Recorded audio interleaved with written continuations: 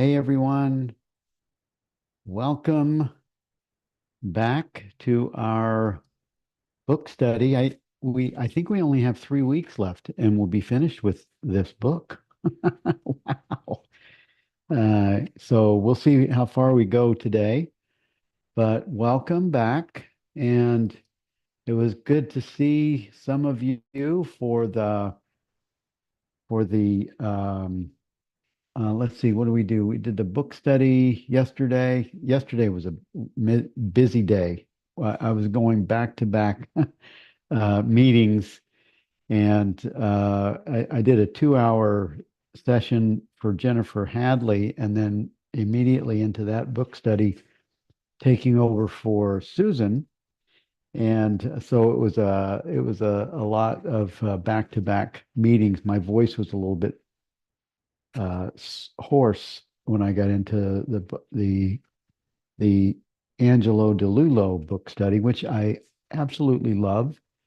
It's really great. Some of you here are in that book study, and it's kind of a little bit like this one in that it's different than the book studies I've done in years past. And many of you remember that we just sort of did a rotation of book study facilitators, and then this one is just more open. All of us are facilitators, and it's I like kind of mixing it up a little bit. It's really cool, and also to get because there's a pretty mature, and when I say mature, I mean a lot of people know what this path is and understand the non-dual teaching. And so the comments are, they're very rich and relevant. And not everyone is that. Not everyone has a clear understanding. Some are deeper than others, and we don't really measure or gauge it. Everyone is welcome to raise their hand and read, and we're all in this together.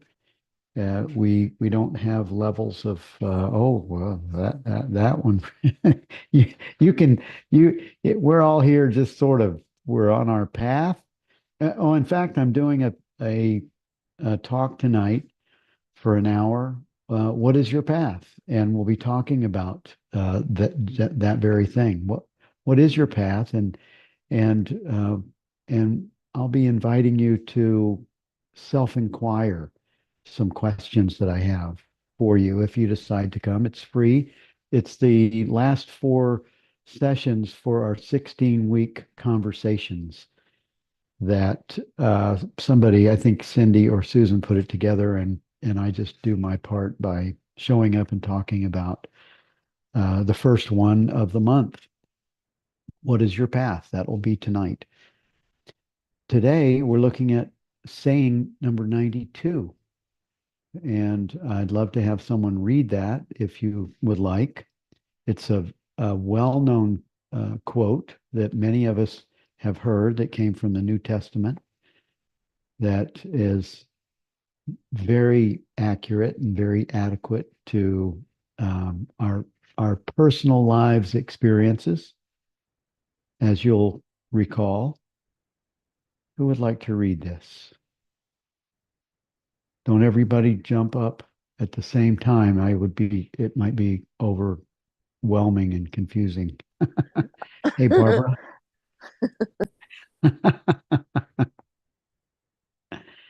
Uh, hey, Barbara. Welcome. Hello, Bill. Good morning to you. Okay, what is it, 91 or 92? Sorry, 92. 92. We go.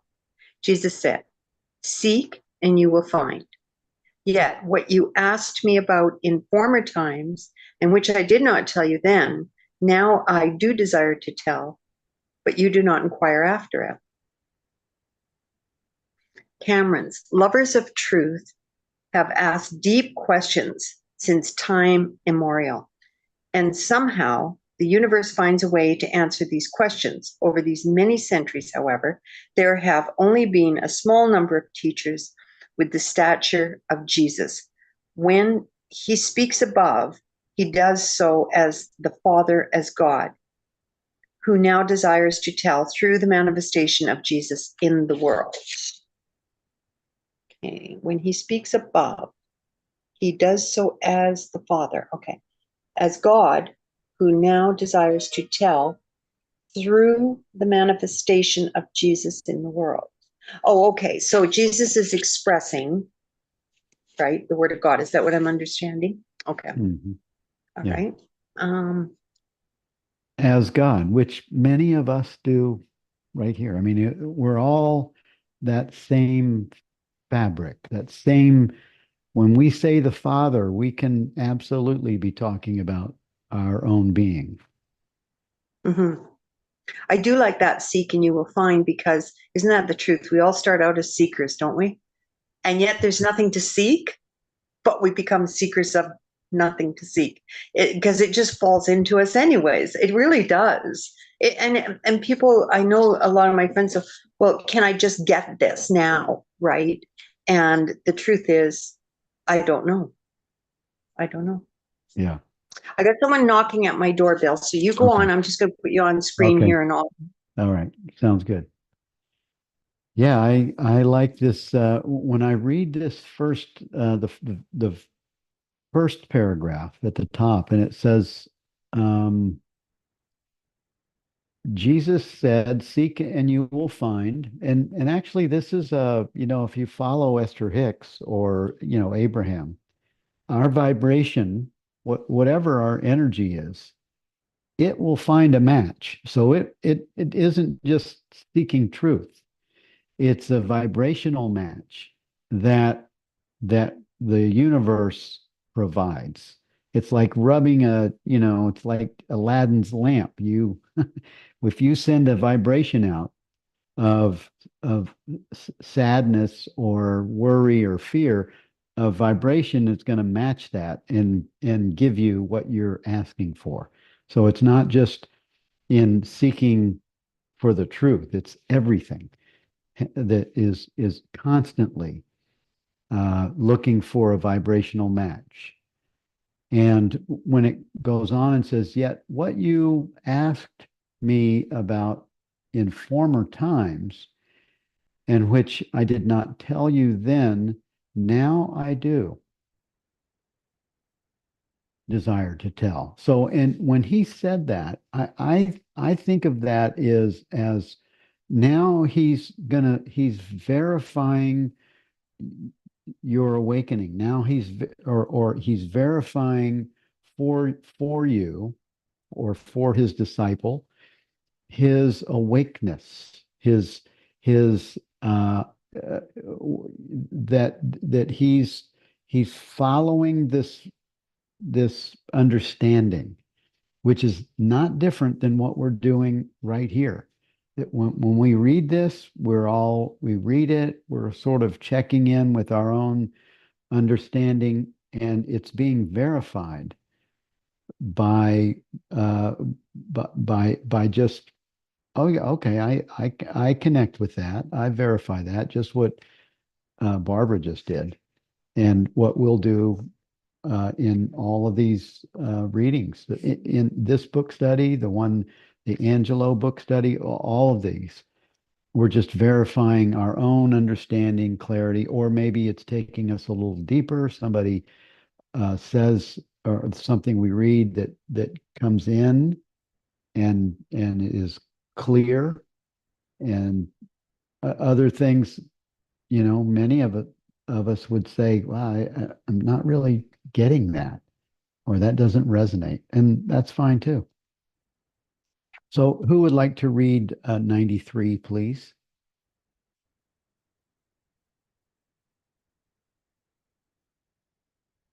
We might make it to 100. Hi, Sandra. Welcome.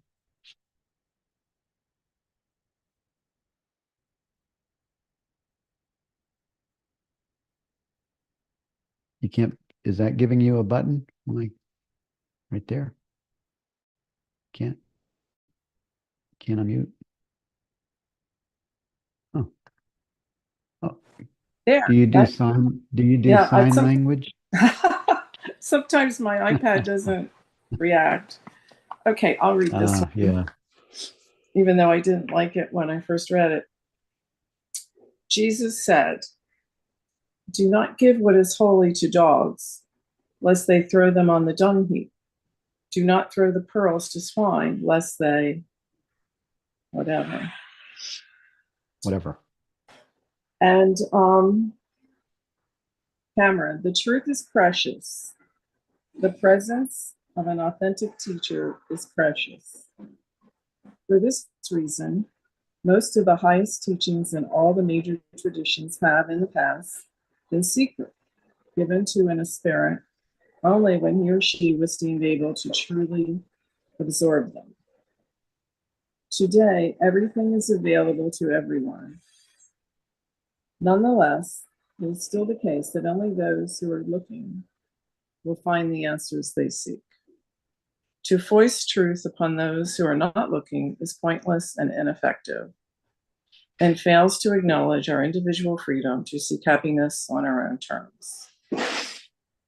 And I think I told you once before that when I first woke up, I didn't tell anybody for at least a year. I just couldn't explain, express. I just enjoyed it.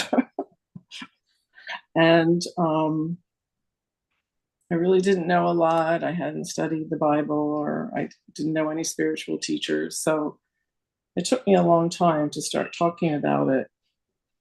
And there was something that I noticed, though. Of course, I wanted people that I loved, I really wanted them to know. There was this wanting to share. But what I noticed was that even though I didn't say anything, I was sharing, if that makes sense. I was just being. And then, like I've said to others, my daughter said to me once, "You're really different. Tell me, I want what you have." And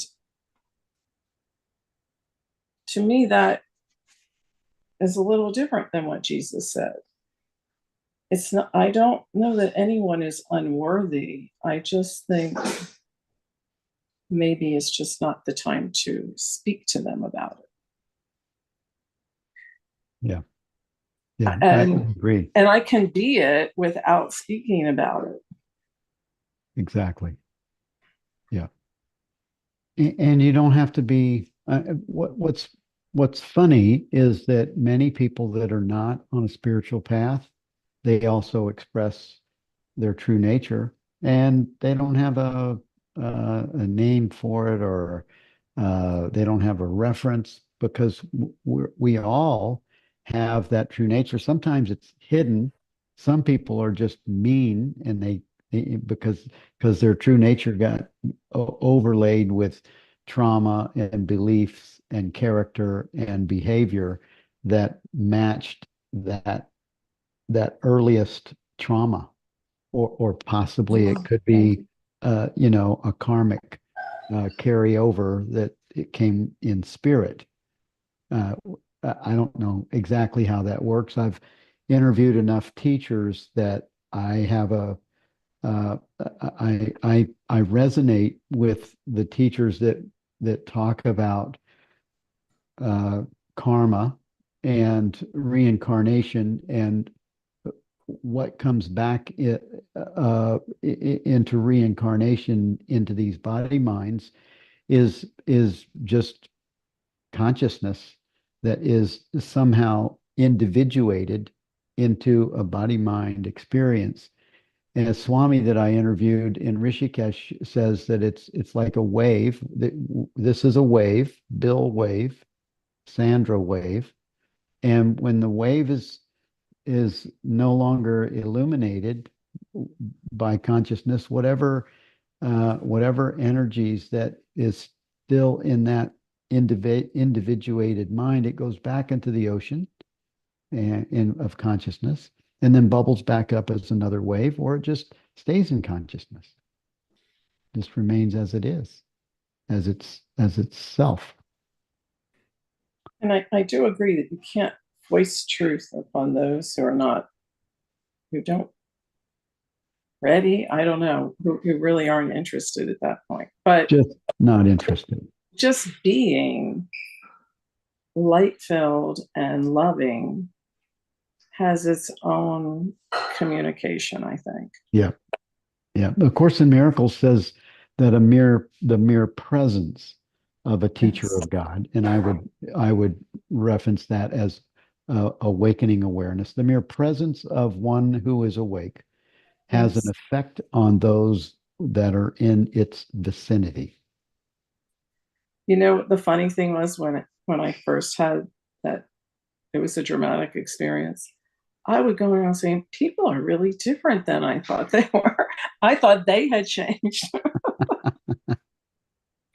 That's good. They did. They They changed did. your interpretation of them, of everything. Yes, absolutely. Everything was different. Yeah, Thank you, Bill. exactly. Thank And you. thank you for this book study. You're welcome. Thank you. I'm glad to be part of it.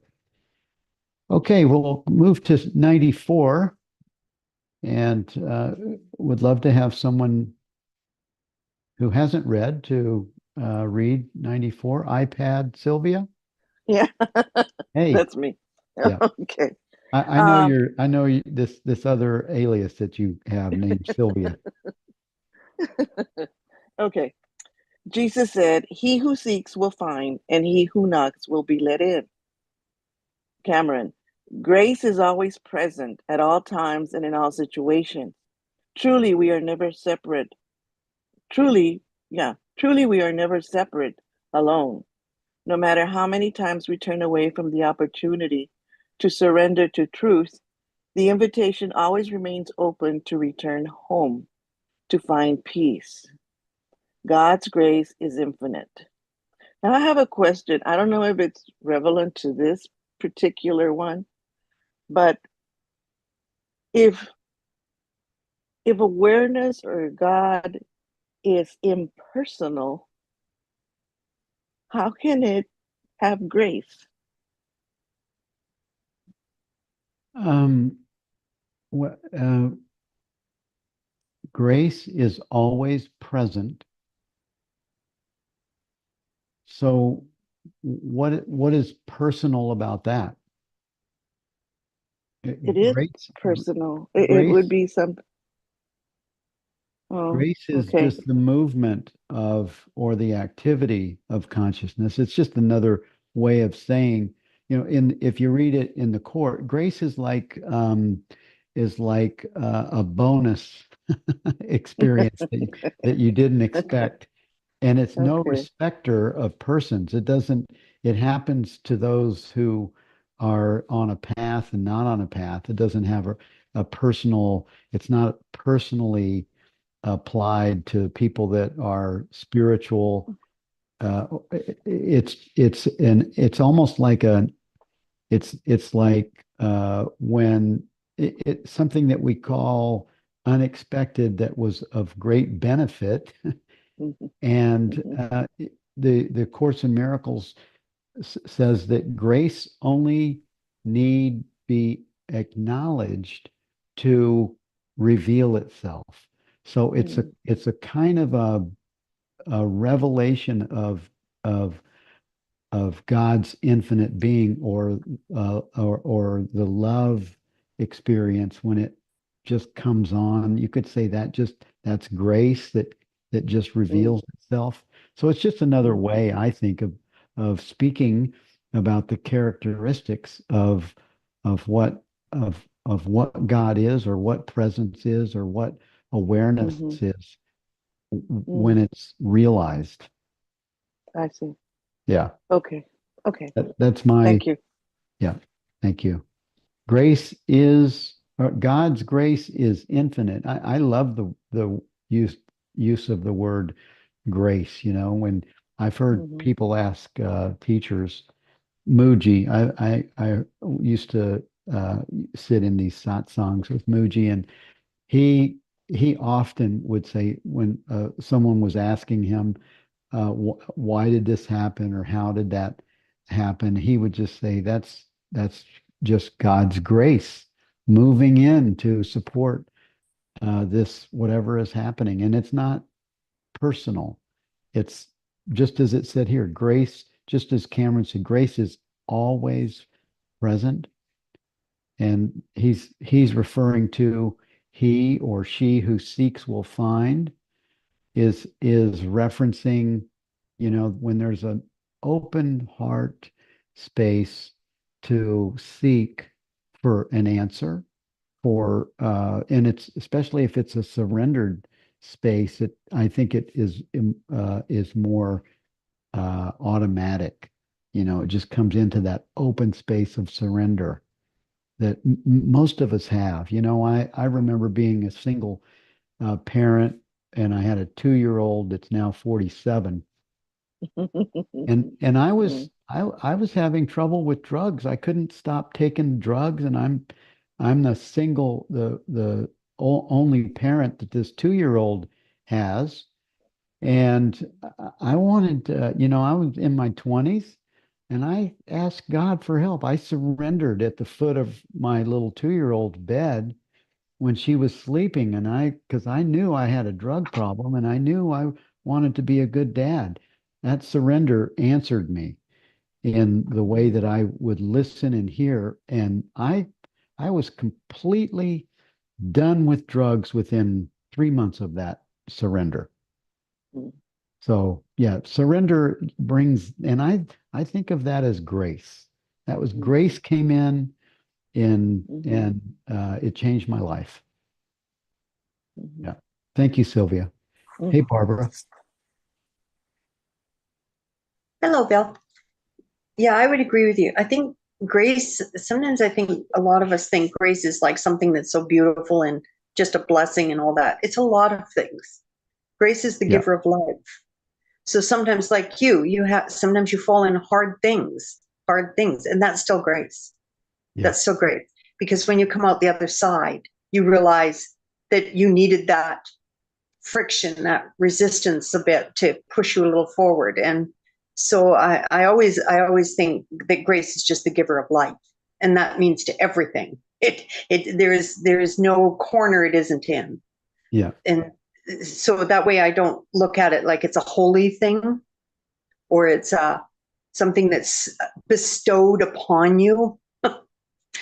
It comes with the package, is how I kind of see it. But I love this part where, once you start reading Rumi, this when he says, "He who knocks will be let in."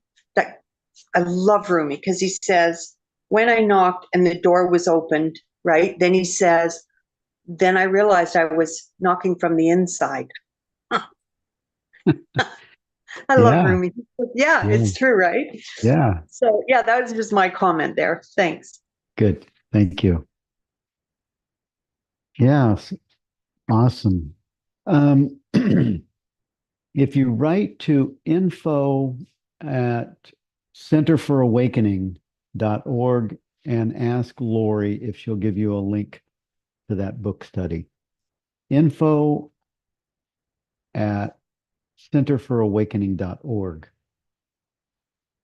And you can join us in that book study. Who would like to read 95?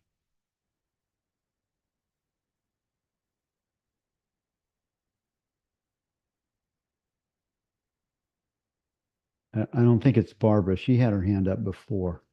Who would like to read 95?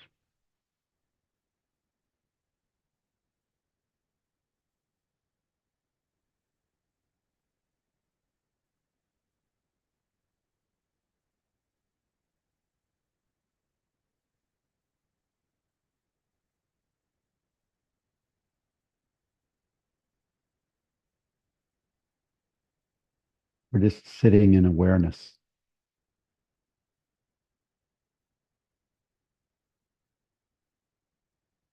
I can read it, Bill.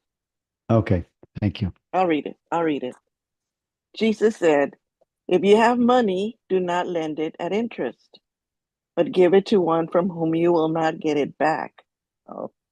Oneness, not separation, is Jesus' message. When we see others as separate, then we see ourselves as a separate also. And in trying to protect ourselves and give and grow our material wealth, we lend money only for interest. Similarly, to give it to one from whom we will not get it back is a challenge if we see the other as separate, but it's of no consequence if we seek the other as us. Nothing is lost when we give what is ours to ourselves. I'm just beginning to understand this whole idea of not being separate. So I guess I do understand what it's saying. Because we are all consciousness, I guess we're just really giving it to ourselves. That's the way I see it. Yeah, that's true. That's true. I like the idea, it's the idea of uh, i- being generous. If you have money, do not lend it at interest, but give Mm-hmm. it to one from whom you will not get Right. get it back. And so I don't know if that's across the board the way for transactions. You wouldn't a bank, that's their business. Sometimes Mm-hmm. and lenders and sometimes people, you don't mind paying the interest for the use of someone's money.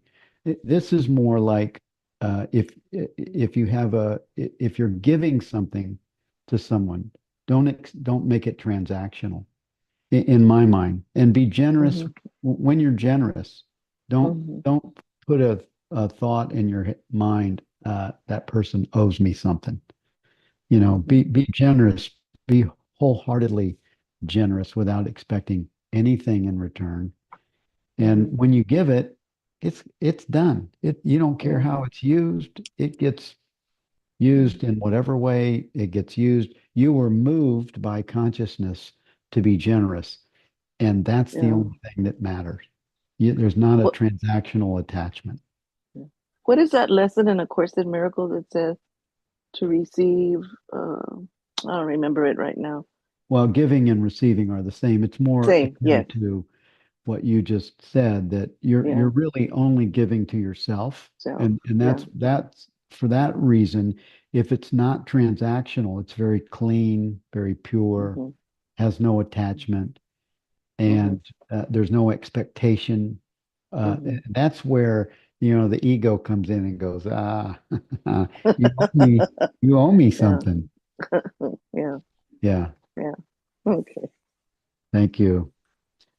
But Cameron, it's interesting. His commentary is taken off of the money piece almost entirely until he gets to the end. Mm-hmm. Oneness, not separation, is Jesus' message. When we see others as separate, then we see ourselves as separate also. And in trying to protect ourselves and grow our material wealth, we lend money for interest. Similarly, to give it to one from whom we will not get it back is a challenge if we see the other as separate. But that doesn't really make sense to me that much. I like to keep the money piece as a separate thing, like I mentioned before, but then also what Cameron is talking about. I love the message of the oneness, and that Mm-hmm. when we see others as separate, then we see ourselves as separate. If you clean that up, if you see if you're looking with the body's eyes and the mind is using references of the behavior of the body mind, then you're absolutely seeing yourself as separate and them as separate. And the only way that you can see another not separate is if you're only looking through the filter of awareness, as awareness that has no judgment, that has no labels, that has no history or reference for good or bad, right or wrong. You have to be looking through the eyes as awareness that is the no judgment, no duality seeing that the course it's total non-dual. It's what the course would call Christ vision, and that's oneness. That's otherwise if you're using labels, distinctions, behavior, characteristics, girl, boy, right, wrong, you're totally seeing them and yourself as separate. And it's not a problem in a relative sense. We transact that way. And yet we have a mechanism, each one of us, where we can pause, bring our attention to presence or to awareness, and we're totally one. We're totally present, and everything is arising in that experience. So it really is the mechanism of acknowledging or attention. Attention as awareness reveals awareness as your true nature. Okay, Yeah. let's move to 96. Thank you, Sylvia. Who would like to read 96?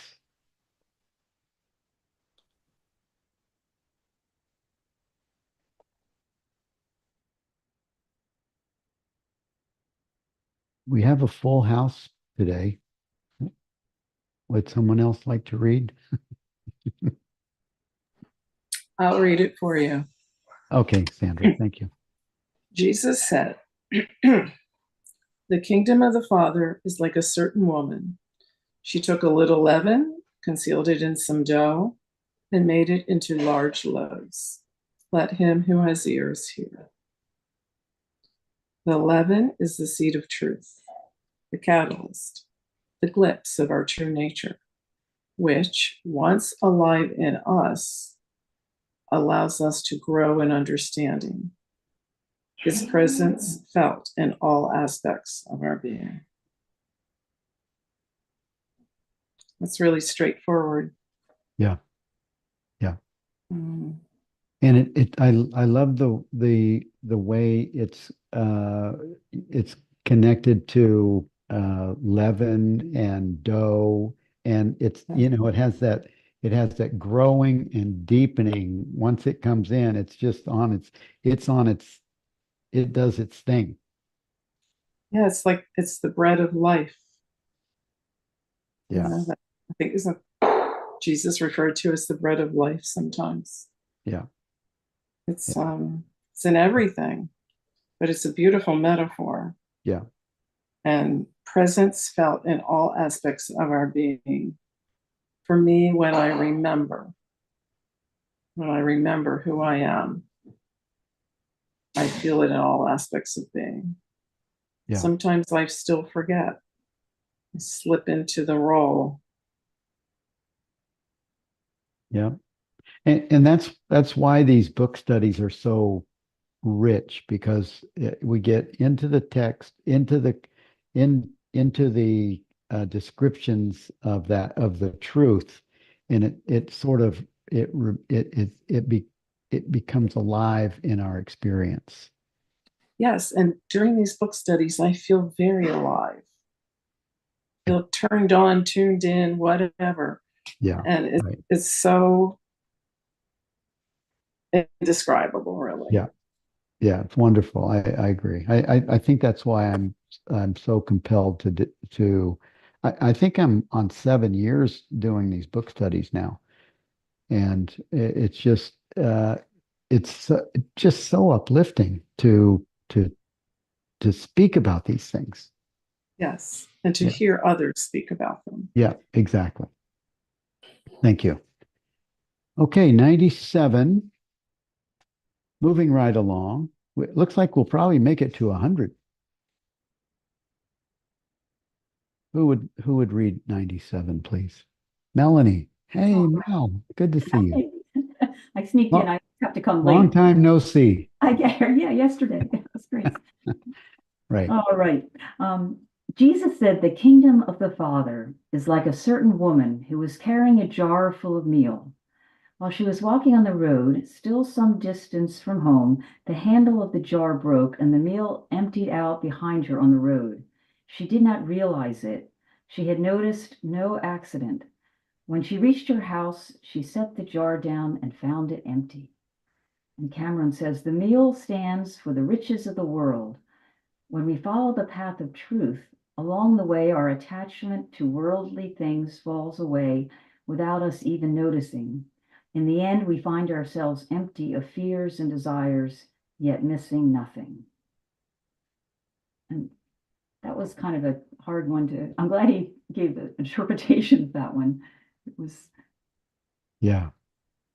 Yeah. He really summed it up beautifully.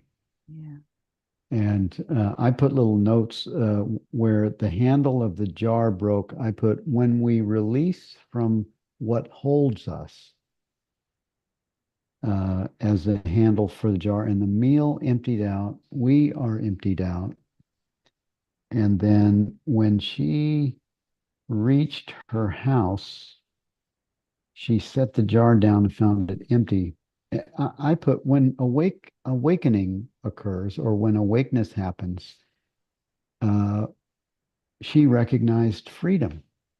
She recognized her liberation, her freedom.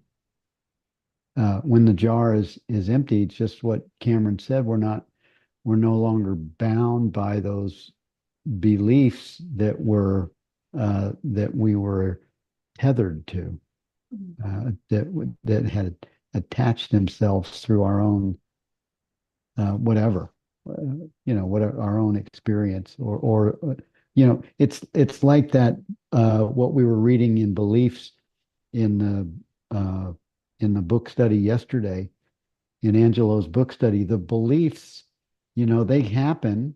They just sort of, beliefs drop in. We don't really know when they become embedded. We just all of a sudden recognize it has something to do with our values and our preferences, and it's attached to beliefs, and we don't have to. Those beliefs don't own us. We think they do, and until they're recognized as, why do I keep doing this to myself? And we come to a place. Of course, tools are helpful. The tools of understanding and awakening and forgiveness and self-inquiry and those things, and so that as those beliefs can be released from the experience, and we're free. And that's kind of like what this is also saying. It reminded me of, that where Jesus talks about it's harder for a rich person to go through to heaven as a camel to get through the eye of a needle. Yeah. Well, I heard at one point, maybe you know this, but the eye of the needle refers to, there's a wall around the city and there's a tiny little gate that's very small, and that was called the eye of the needle. And Yeah. so in order for a camel to go through it, you had to unload it. You had to pack everything that was on the camel off so to crouch down and get through. So it's kind of like you have to get rid of all those beliefs, all that stuff you're carrying along with you. It's not Yeah. really who you are, in order to get through that gate, which is Yeah. so it's kind of the same reference. Yeah. I heard that same thing, that in of that Bible story, and that was actually where the story came from. Wow. Yeah. Thanks. Awesome. Thank you. Hi, Carol. Hi again. Hey, here we are. We're back again. I know, it's pretty awesome. Yeah. That's grace. No, actually, so in reading this, I always seem to come back to, we come to this world experiencing, you know, the jar, the full jar of everything. And that's how we know, that's how we discover truly what we are, by experiencing what we're not.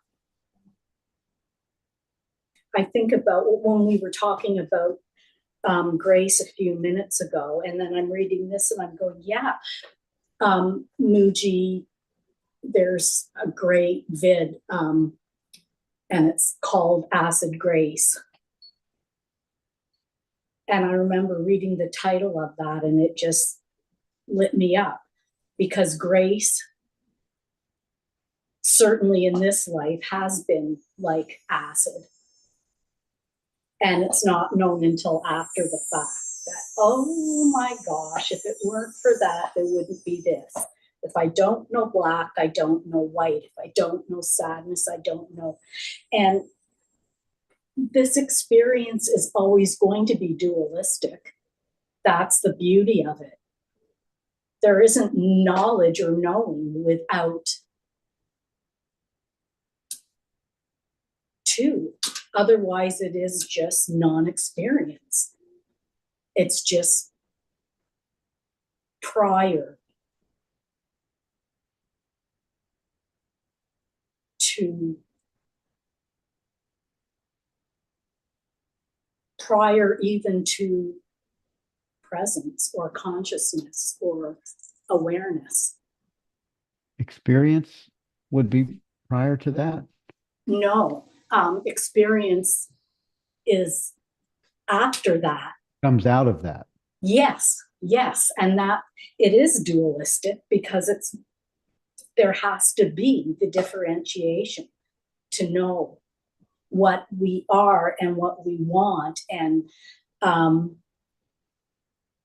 life takes us full of conditioning, however that is, and we just go along, and at the end we find ourselves empty. But you can't know you're empty unless you know at some point that you're full. Well, in time, in the finite, in duality, that's where consciousness plays with itself. Never losing its absolute true nature. I don't know. I can only reference what I can experience. It's my imagination or my what I feel. Consciousness just is, and that's not an imagination. That's just the only, it's the only word that you can really use for something that it doesn't have a name or form. And it doesn't need to know itself to be itself. It's only in time with our finite trying to figure things out where we put labels and say, okay, that's non-dual, that's dual, and those references. But consciousness doesn't need to be to have duality to be or know itself. It just doesn't have a thinking mind that needs to cognize or reference or label anything. Exactly. It doesn't need anything, it's everything. And yet, this experience is happening, whatever. So is it a choice? Is it a need? I don't believe so, but what's saying those words? but it just, whatever happens, happens. And yet it all points back to just everything is that. Everything is as it should be. You can put words to it. Right. Yeah. Thank you. Hey, Barbara.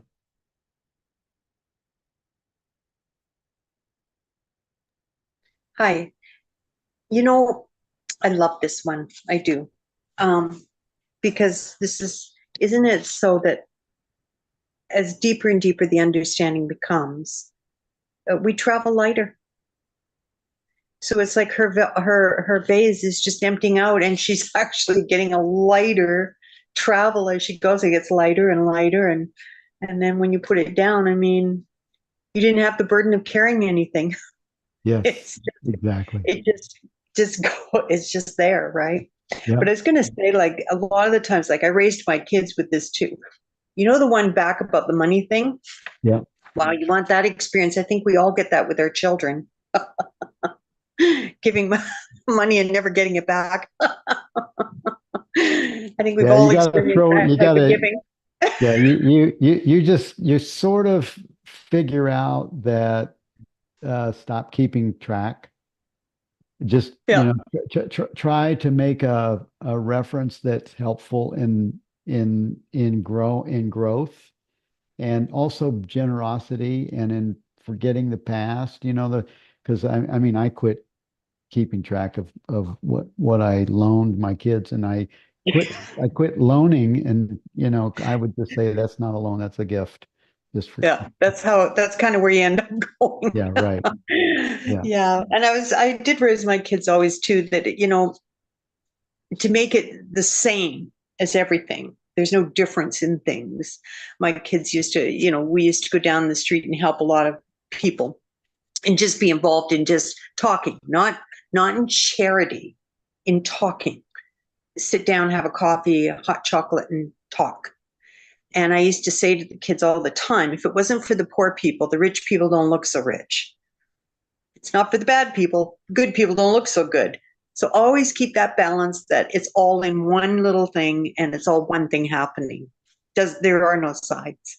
And so my kids were raised that way. They love it. But I couldn't, like, I'd never raise them with this stuff. I think, like Sandra said, I think when you're truly in deep understanding, I don't think there's a path, but I think the Dalai Lama said it beautifully. They asked him what his religion was and his beliefs, and he said, kindness. And I think that's love. And it's just that. And it's nothing else, and going nowhere else. It's just being that. Just, you don't even have to work at it. And if you do, don't do it. But So, you actually do raise your kids, if this is your vibration and these are your values, your kids are raised with these values uh, being communicated in all the different ways by your actions. So it doesn't have to be you don't hand them a book. And actually, I know parents that are on the spiritual path that are raising their kids. They don't hand them the Course in Miracles or the Bhagavad Gita.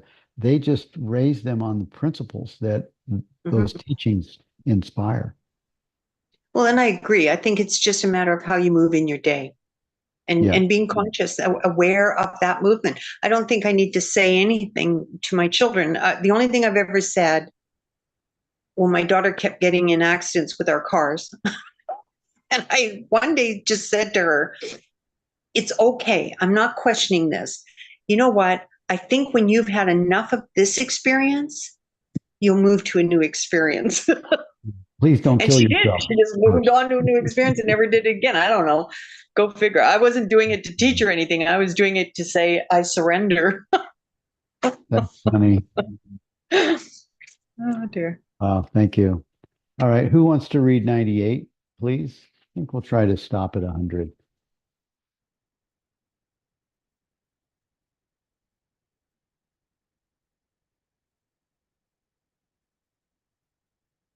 98.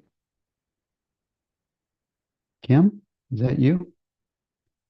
You wanna My read? pleasure. Thank you, Bill. Thank you, everyone. Jesus said, "The kingdom of the Father is like a certain man who wanted to kill a powerful man. In his own house, he drew his sword and stuck it into the wall in order to find out whether his hand could carry through. Then he slew the powerful man." The enemy we wish to slay is ignorance, our identity with ourselves as body minds. The weapon is the sword of truth. We begin by being truthful with ourselves. Then we take that truth into the world and live it. The most challenging line of all that to me is in Cameron's commentary, the sentence, "We begin by being truthful with ourselves."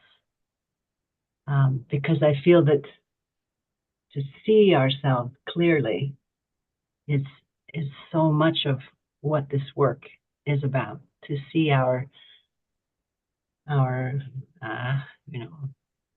downside, our faults, our ego, our defensiveness, and to be honest around that, and then to be compassionate around that. But I think this is a very, again, another straightforward passage, and I love that idea that the weapon is the sword of truth. Yeah. Yeah. It is, and it's like you were saying, when we begin by being truthful with ourselves, that is the beginning of healing. When and you don't have to speak it. Often it's something that you already know about, and if you're ready to let it go, and if you come to that place where you're ready for healing, then the mechanism for healing will show up in the form of someone that that is they're going to help you, or could be the reference of something that you're going to read that gives you a practice that allows you to forgive yourself, or just look at it from a place of no judgment, this soft awareness that because everyone is spirit. Self forgiveness is an inside job, and a lot of us need to, it's not the old kind of forgiveness, but it's that place where we have to be honest. You have to say, yeah, those thoughts happened, and I attached my identity to them. Or someone, or if you feel guilty for something that you didn't do or did do, that guilt has an energy that you're the only one that knows it's being held. And that's being honest with yourself. And you go, oh, wow, there's guilt being that's I'm holding on to. And it has to be looked at and owned in order to be released. Yeah. Yeah. There's a helpful tool that a teacher has suggested that I love, the idea that we take our, whatever they are, our judgments, our prejudices, our darkness, and be as a mother with a child having a tantrum. And the mother's not going to turn the child away. The mother's going to invite that child onto her lap and hold it and rock it and pat it and let it have that energy, let it get it out, but with love and with compassion. And that's it's very helpful to me when I see myself trying to push away the less than pretty responses Yeah. I have sometimes. Yeah. Yeah, like a A mother mother with a doesn't child on her lap. a mother doesn't always do that, or father. But that would be the that would be the highest. Yes, yes, the cosmic mother. Yeah, that would be the mother that we want to be, or the father that I aspired to be. I wasn't Yes. always. I would say, stop that. And I didn't. I wasn't always. I wasn't like angry about it, but I would. A lot of times when we were kids, we were told not to. You better stop that. Don't, and boys don't be crying. And so that's the cosmic mother that you're describing, and one I would aspire to also. Mhm. Thank you. Who would like to read 99? Let's try to wrap up, at least end with 99.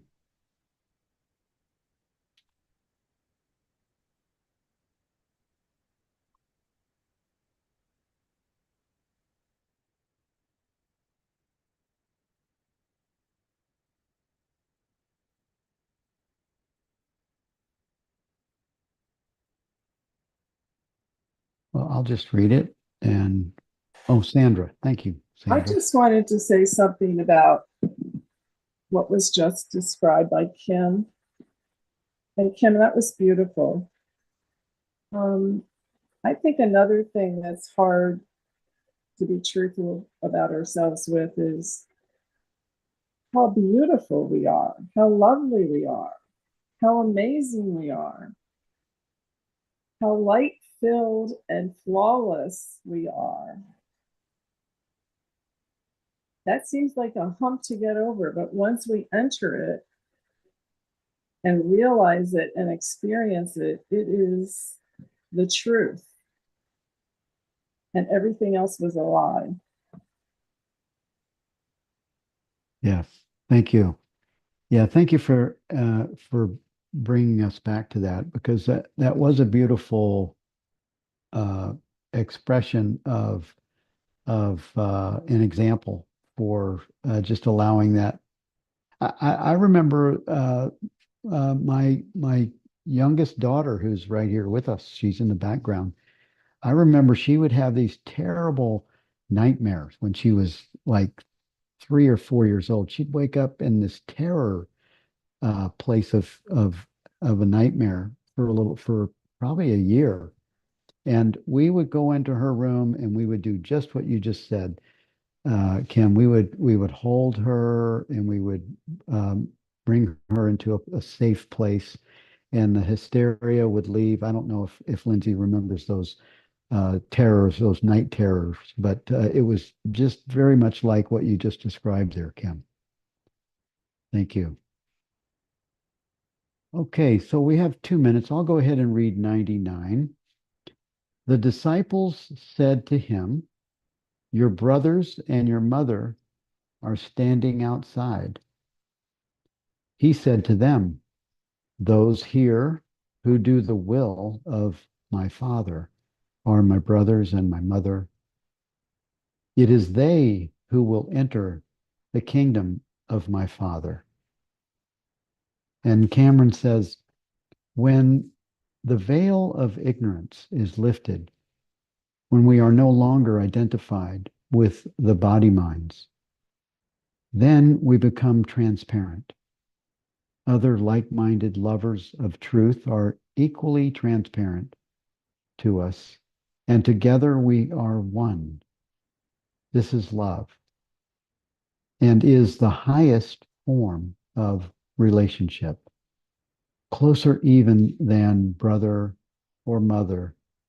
This is the kingdom of which Jesus speaks. And I think that's true. This feels just like these book studies and these relationships that are developed through these book studies with all of us. And with Susan leaving, you feel like this connection, and with different ones that come on, there's this uh, uh,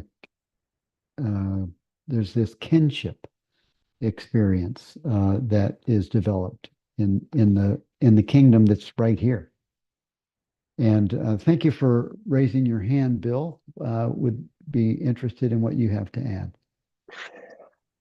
I I love that space of where it's an empty nothing to everything, sort of the silence of being. But I'm really still struck by the previous, the sword of truth. I find that has assertion of, it's easier for me to turn that sort of truth on myself. And that's when I guess I get into that separate self when I'm with someone else. I'm not clear on how free I am to wield the truth here with someone else at times. It's easier when we both join in the space of love. But there's something about a cutting edge of cutting through the veil of ignorance. So I'm just exposing. I feel I'm both in and out of the oneness and the duality of that doing of the sort of truth in ignorance. And it's okay. I feel that the truth is beyond what I'm saying now, but I just wanted to share that.